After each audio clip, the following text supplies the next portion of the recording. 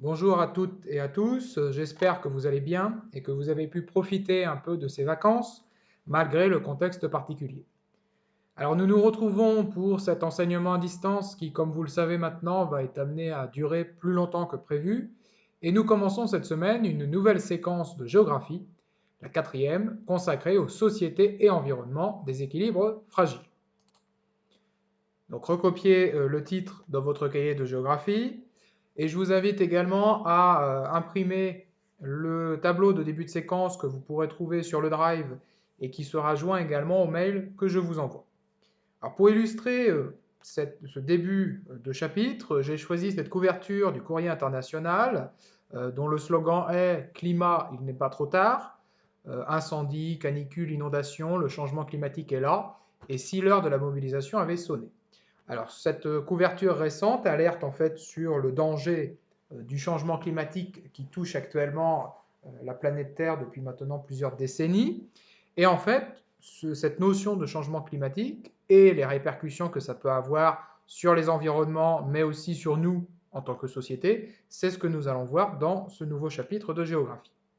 On passe tout de suite à l'introduction. Introduction qui est particulièrement d'actualité.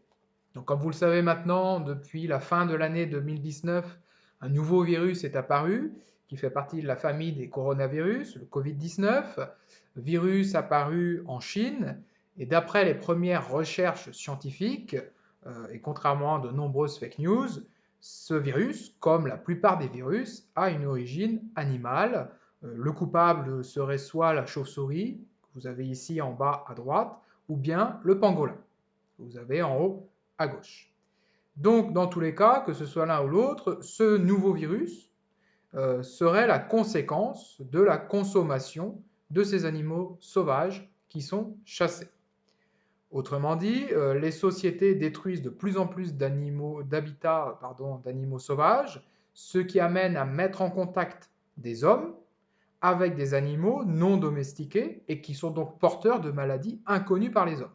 Donc en fait, autrement dit, ce qui se passe actuellement, c'est exactement la même chose qui s'est passé à quelque chose près entre les conquistadors espagnols, rappelez-vous, et les populations amérindiennes, le choc entre deux populations qui n'ont pas les mêmes maladies. Et donc la population qui rentre en contact avec ces maladies n'a pas le système immunitaire suffisant pour résister à ce genre de maladie. Et aujourd'hui, c'est ce qui se passe, puisque l'humanité rentre en contact avec des animaux et consomme parfois ces animaux qui véhiculent des virus auxquels on n'est pas préparé. Et c'est le cas avec le Covid-19. Alors si j'ai choisi cet exemple, c'est pour une bonne raison, c'est qu'il illustre à la fois des environnements fragilisés par nous, l'humanité, les hommes, les sociétés humaines, et en même temps le fait que on soit face à de nouveaux risques, les sociétés font face à des nouveaux risques, là ici un risque sanitaire. Donc vous pouvez noter, en guise d'introduction, qu'à la fin de l'année 2019, un nouveau virus apparaît en Chine, le Covid-19. D'après les premières recherches scientifiques, il a une origine animale, chauve-souris ou pangolin, et serait la conséquence de la consommation de ces animaux sauvages qui sont chassés. Cet exemple révèle à la fois des environnements fragilisés par l'exploitation humaine, le fait que l'on exploite de plus en plus l'environnement qui nous entoure, et de nouveaux risques pour les sociétés en raison de cette exploitation. C'est-à-dire qu'à force d'exploiter notre environnement, l'environnement finalement est tellement fragilisé qu'il en devient un risque pour nous. Et ça va être justement ce qu'on va voir tout au long de ce chapitre. Deux termes de vocabulaire pour commencer. Donc le terme d'abord de société. Société, c'est quoi? C'est, pour faire simple, un ensemble de personnes formant une communauté. Donc ça veut dire que les différents individus sont liés les uns aux autres et partageant une même culture. Deuxième terme de vocabulaire, cette fois-ci celui d'environnement, c'est le cadre de vie des sociétés résultant des interactions, alors plutôt qu'interaction, entendez le terme de lien, de contact, entre la nature, ce qu'en géographie on appelle le milieu, et les sociétés. D'accord? Autrement dit, en géographie, on sépare le milieu qui est normalement naturel, pas touché par l'humanité, de l'environnement qui est le cadre dans lequel on vit. N'hésitez pas à mettre sur pause, bien évidemment, pour prendre en note cette trace écrite. Problématique maintenant de cette séquence, elle est la suivante.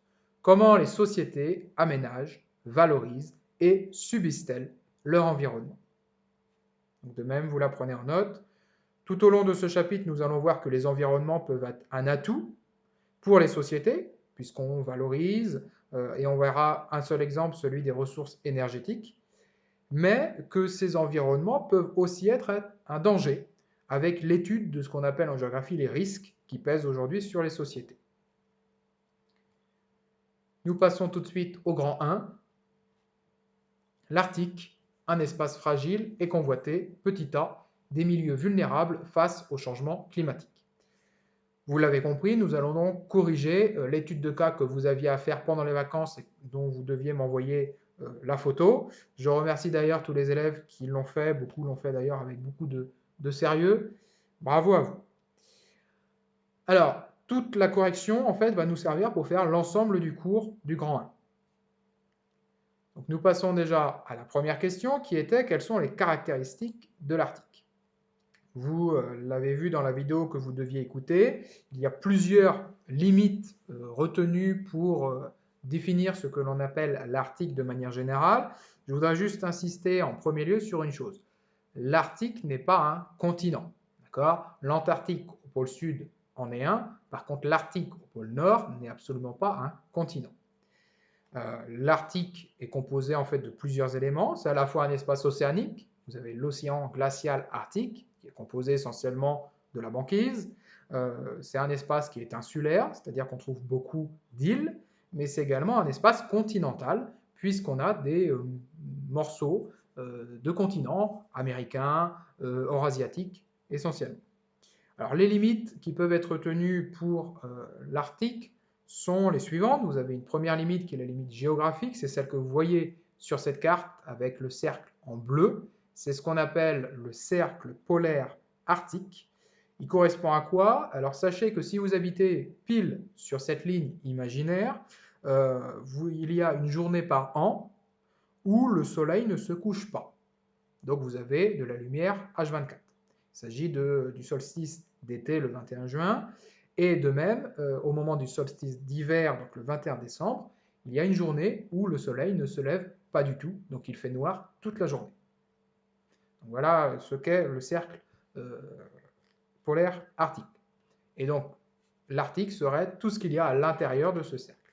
Deuxième définition que vous aviez dans la vidéo, c'est une limite plus météorologique, biologique, ce qu'on appelle la ligne des 10 degrés, appelée aussi la ligne de Köppen, qui est une ligne climatique que vous voyez ici avec le cercle, avec la limite rouge, à l'intérieur de laquelle on ne descend jamais, que ce soit été, hiver, on ne descend jamais en dessous de plus 10 degrés.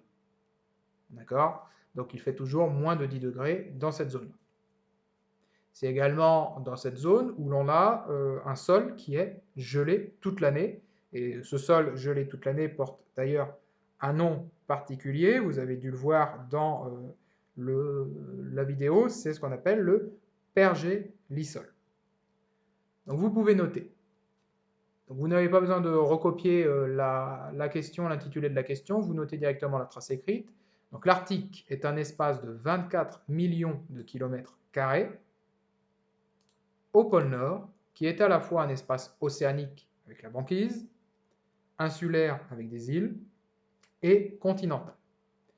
Plusieurs limites peuvent être retenues. La limite géographique, donc zone à l'intérieur du cercle polaire arctique, je viens de vous l'expliquer, ou bien une limite météorologique et biologique, c'est-à-dire la ligne des 10 degrés Celsius, ligne climatique délimitant une zone dans laquelle les températures sont inférieures à 10 degrés Celsius durant le mois le plus chaud, le mois de juillet, et où les arbres ne poussent plus. C'est également la zone où le sol reste gelé toute l'année. Donc ça, c'était le début normalement de votre réponse. Vous pouvez rajouter, suite à cette première partie de la trace écrite, que l'Arctique est un espace particulier. On ne trouve pas son identique ailleurs dans le monde.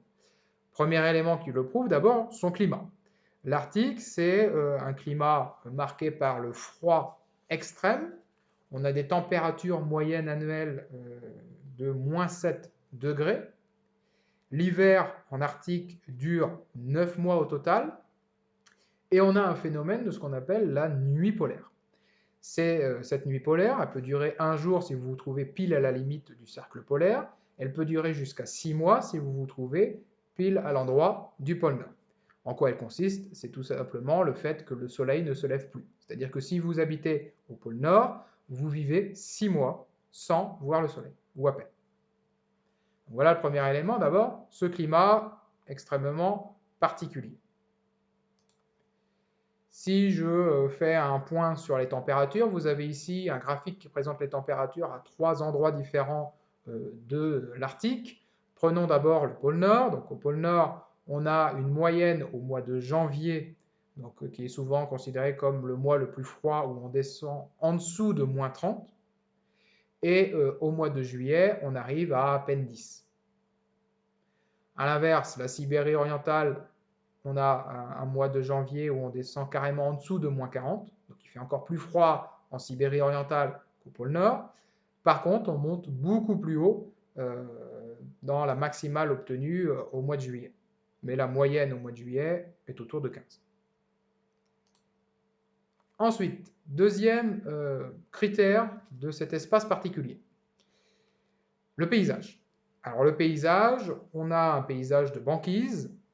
Un point là-dessus, la banquise que vous avez ici sur la photo, c'est une couche de glace qui est issue de la congélation de l'eau de mer. Donc c'est de l'eau salée. D'accord? C'est juste le gel de l'eau de mer. Donc le paysage, d'abord la banquise. Ensuite, on a un glacier d'eau douce au Groenland que l'on appelle l'Inlandis, appelé aussi calotte glaciaire. Et cette calotte glaciaire, quand elle se rompt, quand elle casse, elle forme des icebergs. Alors aujourd'hui, donc là vous avez la carte du Groenland. Aujourd'hui, la limite de l'Inlandsis, vous voyez qu'elle recouvre encore une grande partie du Groenland. Troisième élément de ce paysage, ce que l'on appelle la toundra.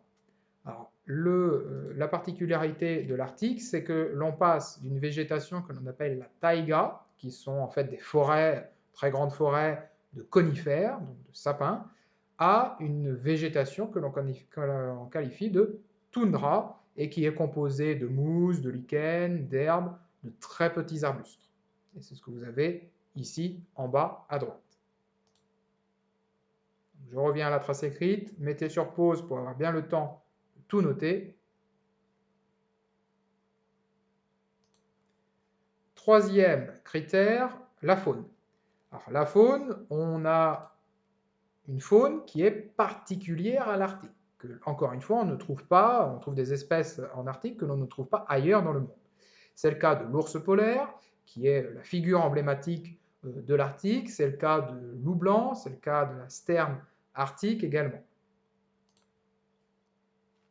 Vous rajoutez ce dernier élément.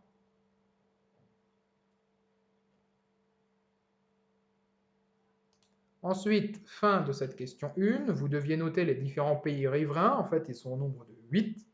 Vous notez que l'Arctique comprend plusieurs pays riverains, le Canada, les États-Unis avec l'Alaska, donc l'Alaska c'est cette partie-ci sur la carte, la Russie, la Finlande, la Suède et la Norvège, le Danemark. Alors pourquoi le Danemark? Parce que le Groenland, cette immense île, n'est pas autonome, ce n'est pas un État indépendant, c'est une possession, c'est un territoire qui appartient au Danemark. Et enfin, l'Islande.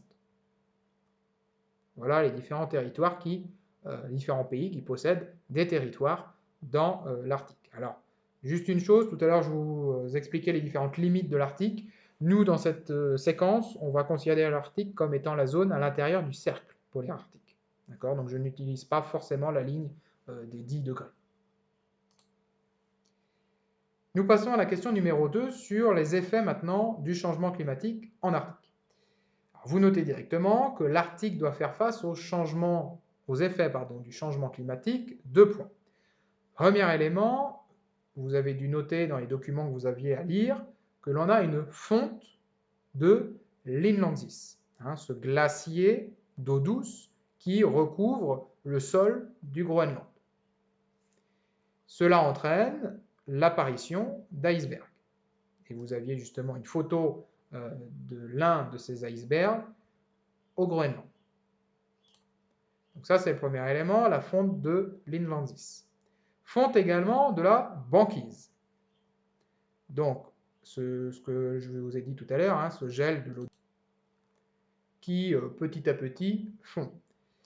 Voici une carte justement qui permet de comparer la banquise à deux époques. Le trait rouge vous montre l'étendue de la banquise entre 1981 et 2010 en moyenne, tandis que la banquise réellement qui apparaît ici en blanc, c'est la banquise constatée le 23 septembre 2018. Donc on est en train de se rendre compte qu'elle disparaît petit à petit. Un chiffre là-dessus, vous n'avez pas besoin de noter, mais pour vous montrer l'ampleur quand même du changement, on comptait 8 millions de kilomètres carrés en 1970 de banquise, on n'en est plus qu'à 3,4 millions en 2012. Donc plus de la moitié a disparu actuellement. Vous rajoutez donc avec un risque de disparition totale d'ici 10 ans. Donc ça, c'est le premier élément, le premier changement notable en raison du changement climatique. Deuxième élément de la liste, vous notez qu'avec la fonte de la banquise, on a aussi une disparition de l'habitat de certains animaux. Un exemple, les ours polaires qui ont l'habitude de chasser le phoque, qui le mangent, sur la banquise. Or, aujourd'hui, on a des ours polaires qui sont en train de mourir de faim parce que la banquise fond, donc ils ont moins d'espace pour trouver de la nourriture. Donc, deuxième élément que vous pouvez noter, la disparition de l'habitat de certains animaux. Enfin, troisième et dernier élément de cette liste, de ces changements qui apparaissent en Arctique, le sol gelé à l'année, ce que l'on appelle le pergélisol, diminue. Ce qui entraîne une modification des sols.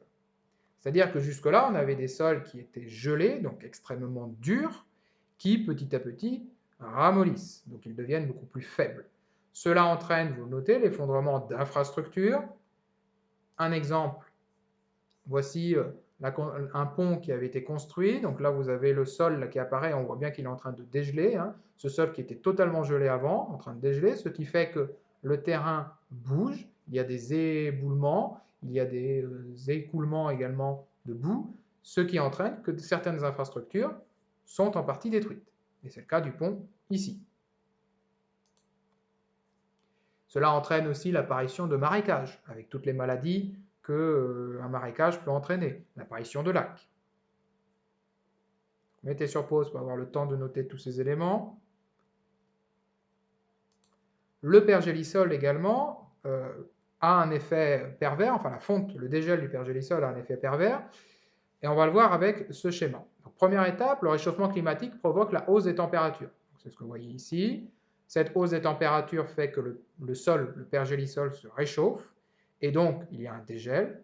Troisième étape, les matières organiques, notamment le carbone qui était coincé dans le sol gelé, va ressortir, ce qui va entraîner qu'il va être relâché dans l'atmosphère sous forme de méthane et de CO2, et donc plus le pergélisol dans l'Arctique est en train de dégeler actuellement, plus le réchauffement climatique s'accélère et s'accroît lui également. Donc c'est un cercle vicieux en quelque sorte.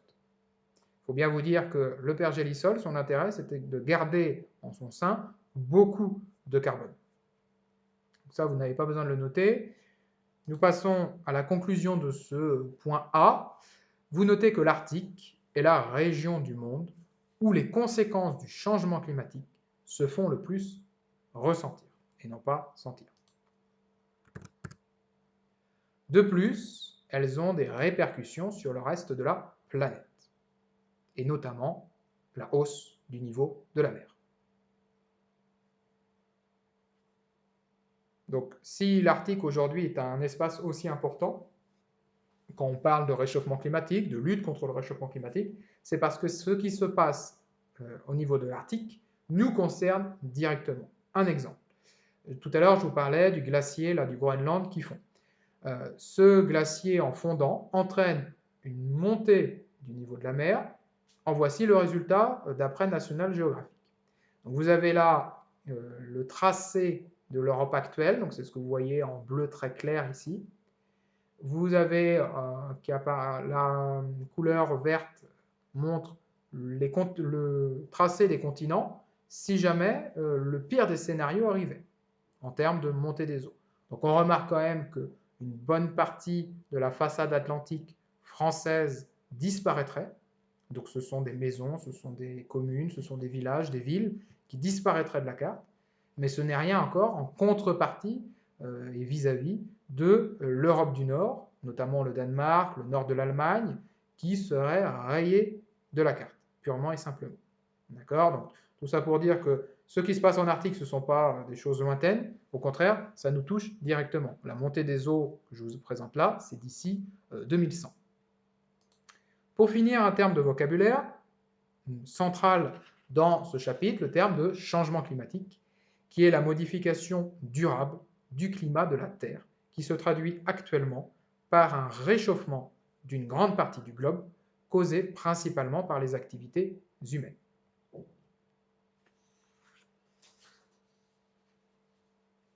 Nous passons au grand B, donc notez grand B, l'Arctique, un espace convoité. Question numéro 3 à laquelle vous aviez à répondre, qui était pourquoi l'Arctique est-il un espace convoité? Alors, le premier élément que vous deviez voir dans ce document issu de votre manuel, c'est le fait qu'en Arctique, on trouve beaucoup de ressources énergétiques et minières. On trouve des gisements de gaz et de pétrole, notamment en Alaska. Depuis que Donald Trump est président des États-Unis, il y a beaucoup d'investissements faits pour exploiter ces gisements en Alaska. On en a également un peu au Canada, mais on a surtout une majorité de ces gisements connus aujourd'hui en Russie. Il faut savoir que 15% au moins des gisements d'hydrocarbures, pétrole et gaz, se trouvent en Arctique. 15% des gisements que l'on connaît actuellement sur Terre. On estime que cela pourrait même aller jusqu'à 25%. Deuxième richesse que l'on trouve au niveau de l'Arctique, ce sont les gisements miniers, donc le diamant, le nickel, le charbon, que l'on trouve aussi en Russie, mais aussi au Canada. Parmi ces gisements miniers, on a notamment des éléments qui servent à la fabrication des téléphones portables ou des ordinateurs, et qui deviennent de plus en plus rares sur la planète. Alors, ces gisements, notamment pétroliers, donnent lieu à la construction de plateformes qu'on appelle offshore, c'est-à-dire en mer, dont vous avez un exemple ici, en mer de Barents, en Russie. Donc l'idée, c'est d'installer une plateforme sur la banquise et de forer, donc il faut descendre très bas, il faut forer le sous-sol océanique. Donc vous pouvez noter, pas besoin de noter l'intitulé de la question, vous notez directement que l'Arctique est un espace de plus en plus convoité car présence de ressources énergétiques, 2 points, gisements de gaz et de pétrole, notamment en Alaska, en Russie, 15% en moins des gisements d'hydrocarbures se trouvent en Arctique, et des gisements miniers, diamants, nickel, charbon, en Russie et au Canada. Ça, c'est le premier élément qui fait qu'aujourd'hui, l'Arctique devient un espace qui fait l'objet d'appétit, de convoitise. Deuxième élément, vous aviez également l'apparition de nouvelles routes maritimes commerciales. C'est ce que l'on appelle les passages du Nord-Ouest. Alors vous l'avez ici sur la carte.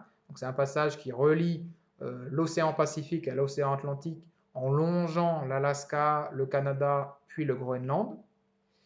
Et le passage du Nord-Est, qui relie aussi le Pacifique à l'Atlantique, mais par la Russie et l'Europe du Nord. D'accord ? Donc il s'agit en fait de faire passer les bateaux de commerce par le pôle Nord. Alors si ces nouvelles routes commerciales sont aussi importantes, c'est pour une bonne raison, c'est qu'on gagne beaucoup de temps en termes de distance. D'abord, alors prenons un exemple pour le trajet Tokyo-Rotterdam. Donc Tokyo au Japon, Rotterdam en Europe du Nord. Logiquement, quand vous avez un bateau de commerce, vous le faites partir donc de Tokyo, il longe l'Asie, il arrive dans le détroit de Malacca, puis ici, il traverse le canal de Suez en Égypte, il traverse la Méditerranée, il remonte par l'Espagne, la France, et il arrive à Rotterdam. Bon. Ce trajet demande beaucoup de temps. En tout, ce trajet fait 21 200 km. Autre trajet possible actuellement, c'est dans l'autre sens. Donc vous partez de Tokyo, vous traversez l'océan Pacifique, vous descendez la côte ouest des États-Unis, vous traversez le canal de Panama qui coupe le continent américain, vous traversez l'océan Atlantique pour arriver à Rotterdam. Là, c'est encore plus long, on arrive à 23 300 km. Si par contre, si je reprends la carte de tout à l'heure, vous prenez le passage du nord-ouest, toujours Tokyo-Rotterdam. Vous n'avez plus qu'à faire, pour ce trajet-là, 16 000 km. Mieux, si vous passez par le passage du nord-est, plus que 14 000 km. Donc, on voit là l'intérêt, c'est une baisse des coûts, il faut moins de fuel pour les bateaux, il faut payer moins longtemps les équipages, donc les compagnies commerciales gagnent de l'argent. Deuxième tiret, qui montre que l'Arctique est un espace de plus en plus convoité, l'ouverture progressive de nouvelles routes maritimes, avec les passages du nord-ouest et du nord-est, mais également d'une route entre la Russie et le Canada. Conséquence, ces routes permettent de réduire les trajets des navires de commerce. Enfin, dernier élément, dans une des vidéos que vous aviez à voir, vous avez dû noter le fait qu'on a une nouvelle activité qui se développe, c'est le tourisme de croisière, avec des croisiéristes souvent fortunés, qui veulent découvrir des paysages, qui veulent découvrir la faune, donc les animaux de l'Arctique, les cultures locales. Ce qui est à la mode pendant ces croisières, c'est notamment les trajets en traîneau tirés par des chiens. Et finalement, l'idée, c'est de découvrir une sorte de paradis qui est en train de disparaître, d'espace en voie de disparition. Cette activité, elle n'est pas négligeable. On comptait en 2018 100 000 croisiéristes en Arctique. Donc, dernier élément de la liste, troisième tiret, le développement du tourisme de croisière pour découvrir les paysages, la faune, les cultures locales, en soi un espace en voie de disparition.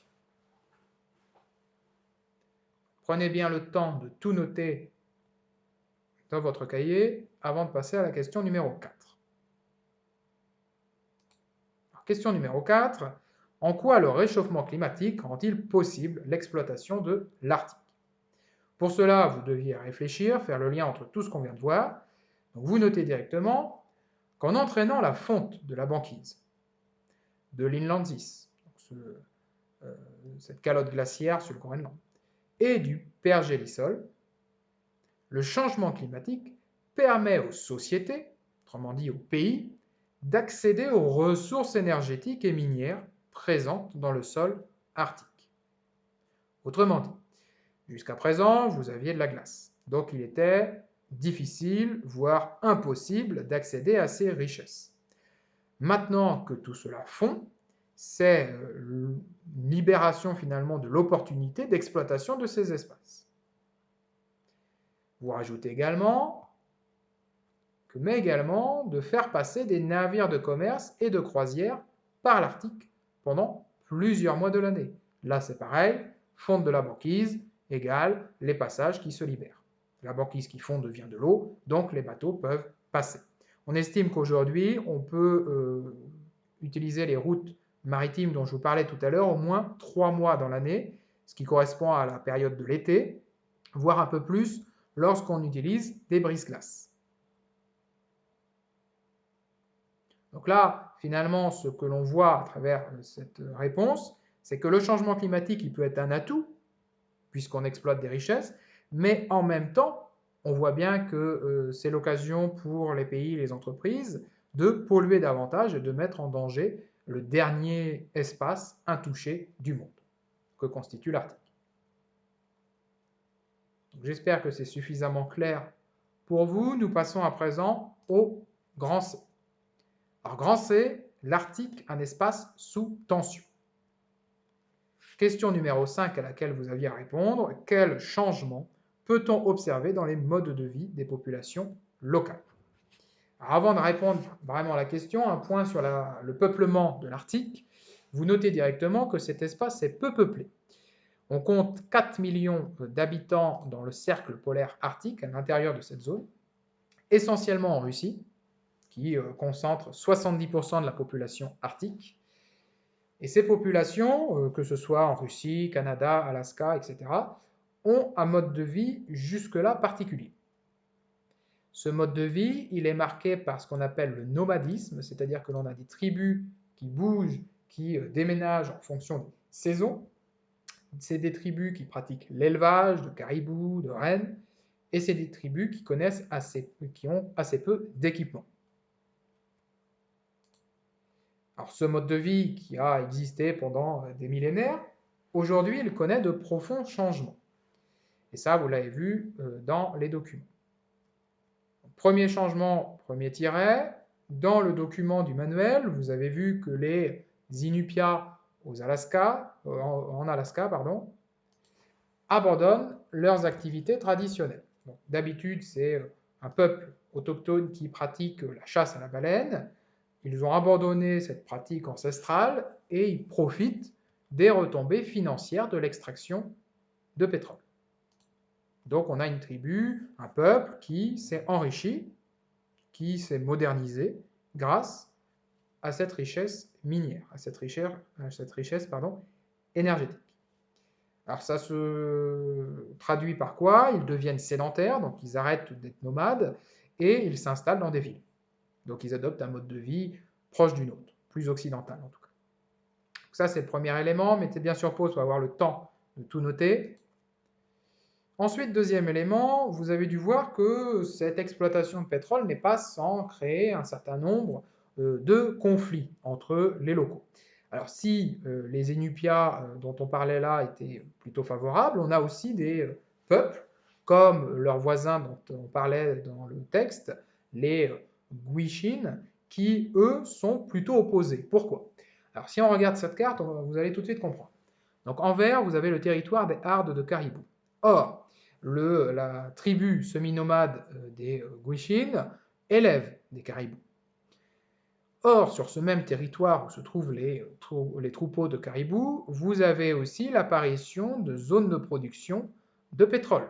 Donc c'est là que l'on extrait le pétrole. Donc on ne peut pas faire les deux en même temps. Donc ça veut dire que les Gwich'in n'ont plus le droit d'aller sur ce territoire-là pour pouvoir utiliser ce territoire pour leur élevage. Donc cela va créer un conflit. Deuxième élément, vous notez donc que l'exploitation des gisements d'hydrocarbures entraîne des conflits d'usage, c'est-à-dire des conflits entre les personnes qui utilisent un même espace, entre les habitants favorables et ceux qui y sont opposés, car elle met en danger leurs activités traditionnelles.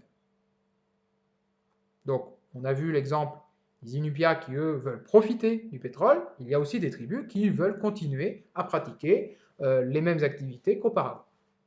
Enfin, troisième élément, dans le documentaire Arte, vous avez dû voir l'exemple en Sibérie d'un peuple nomade qui s'appelle les Nenets.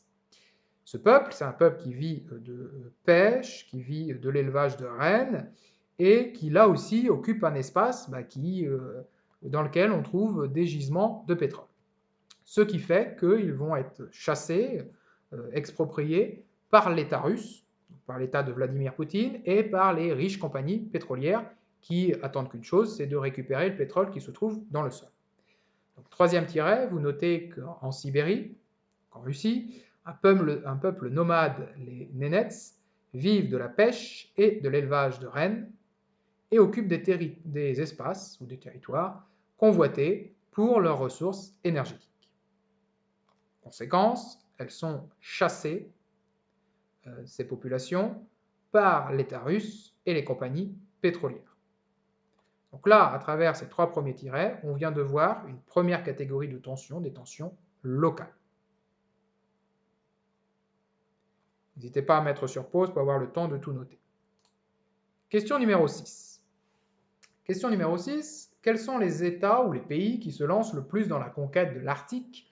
Comment le font-ils et quels problèmes cela entraîne-t-il? Vous notez directement qu'aujourd'hui, certains pays se lancent dans la conquête de l'Arctique. Alors, les 8 riverains se lancent, mais il y en a quelques-uns qui essayent de tirer la couverture un peu plus à eux. Donc, 2 points, premier tiret, la Russie. La Russie, aujourd'hui, c'est déjà le pays qui a le plus investi dans son histoire en Arctique. Hein, ils ont 20% de leur territoire dans le cercle polaire arctique, donc ça se comprend. La Russie, elle contrôle, vous le notez, la route polaire, c'est-à-dire cette route qu'on a vue tout à l'heure du nord-est, grâce à des brise-glaces et des bases militaires modernes. Vladimir Poutine, depuis qu'il est au pouvoir, a investi beaucoup d'argent dans l'acquisition de radars et de missiles pour défendre leur position en Arctique. La Chine, maintenant, alors, on pourrait se dire, que fait la Chine en Arctique, puisqu'elle n'a pas de territoire? La Chine, en fait, veut créer, vous le notez, une route de la soie. Rappelez-vous, une route de la soie, c'est une route commerciale qui existait au Moyen-Âge. Bon, là, ça n'a plus vraiment de rapport. Mais une route de la soie arctique. En investissant dans les pays riverains, donc en fait, ils sont en train d'envoyer de l'argent en Norvège, au Groenland, pour profiter des ressources énergétiques. Donc en fait, la Chine, même sans avoir de territoire en Arctique, elle veut essayer d'en profiter, elle aussi, en investissant. Et par ces investissements, en fait, elle est en train de petit à petit arriver à avoir des bases en Arctique. Enfin, troisième pays, les États-Unis, qui eux dénoncent les actions russes et chinoises, mais ils ne restent pas non plus derrière, puisqu'ils organisent des manœuvres militaires grâce à l'OTAN. Alors l'OTAN, c'est quoi? C'est une organisation militaire qui a été créée pendant la guerre froide, qui réunit les armées états-uniennes et européennes sous la direction des États-Unis. Et Donald Trump, dernièrement, a profité de l'OTAN pour essayer de faire des manœuvres militaires, envoyer des bateaux en Arctique, tout ça pour rappeler aux Russes et aux Chinois qu'ils ne sont pas tout seuls. Tout cela amène à la conclusion suivante, l'Arctique devient une zone de possibles conflits futurs internationaux. D'accord ? Le fait que l'on militarise de plus en plus, que l'on achète des bateaux de guerre, que l'on mette en place des bases militaires avec des missiles modernes, tout ça montre bien que chacun essaye de défendre ses positions et donc une guerre est tout à fait possible. Alors pour éviter ce genre de conflit, on arrive à la question numéro 7. On a un conseil qui est mis en place, qui est le conseil de l'Arctique, qui réunit ces pays riverains pour essayer de trouver des solutions communes. Vous voyez qu'ici, ils ont plusieurs missions, missions environnementales, économiques, géopolitiques et sociales. Mais le problème, c'est que ce conseil de l'Arctique rencontre bien des difficultés. Pourquoi? Pour 2 raisons principales. Premièrement, les populations autochtones, donc qui vivent dans ces territoires-là, ne sont pas consultées. Elles ne participent pas au Conseil de l'Arctique. Donc on prend des décisions sans elles. Deuxième élément, le fait également que dans ce Conseil, ceux qui imposent leurs décisions, ce sont les États-Unis, la Chine qui est observatrice, et les États-Unis. Or, ce sont les plus gros pollueurs de la planète. Ce sont les plus gros pollueurs et pour eux, le réchauffement climatique n'est absolument pas une priorité. Pire, Donald Trump, depuis qu'il est au pouvoir, refuse même de croire dans le réchauffement climatique. Donc, finalement, c'est un conseil qui est mis en place, mais qui, pour le moment, ne sert à rien à partir du moment où ces puissances ne veulent pas renoncer à leurs revendications, à leur exploitation, au nom de la protection de l'environnement. Donc, vous pouvez noter pour la question 7, dernière question, pour régler les conflits, les pays de l'Arctique ont mis en place un conseil de l'Arctique, rassemblant les pays riverains, mais les positions et ambitions des différents États empêchent les accords. Nous avons donc terminé cette étude de document qui vous a permis de déjà bien connaître l'article et donc de pouvoir bien préparer ce grand 1. J'espère que ça a été suffisamment clair. Pour conclure sur ce grand 1, en une image, avec cette caricature de Cal, publiée en 2012, où on voit finalement tout ce que je viens de vous dire. L'ours polaire, sur sa banquise qui est en train de fondre, qui rappelle le réchauffement climatique qui s'accélère en Arctique et dont nous subirons les conséquences. Le phoque qui lui dit on a découvert un nouvel environnement vierge, riche en minerais, le fait que ça devient un espace convoité. Et puis cette guerre entre sous-marins qui rappelle qu'aujourd'hui, l'Arctique devient une zone de possibles conflits, de possibles guerres mondiales futures. Donc nous avons terminé ce grand 1 sur l'Arctique. Je vous enverrai prochainement le cours sur les ressources énergétiques, puis sur les risques. J'espère que ça a été suffisamment clair pour vous. N'hésitez pas à m'envoyer un mail si vous avez des questions. On ne se verra pas avant un moment, mais ça n'empêche pas qu'il faut qu'on continue de dialoguer. N'hésitez pas également à vous connecter à la classe virtuelle le mercredi matin afin que je réponde à vos possibles questions individuellement. Bon courage et bonne continuation à vous.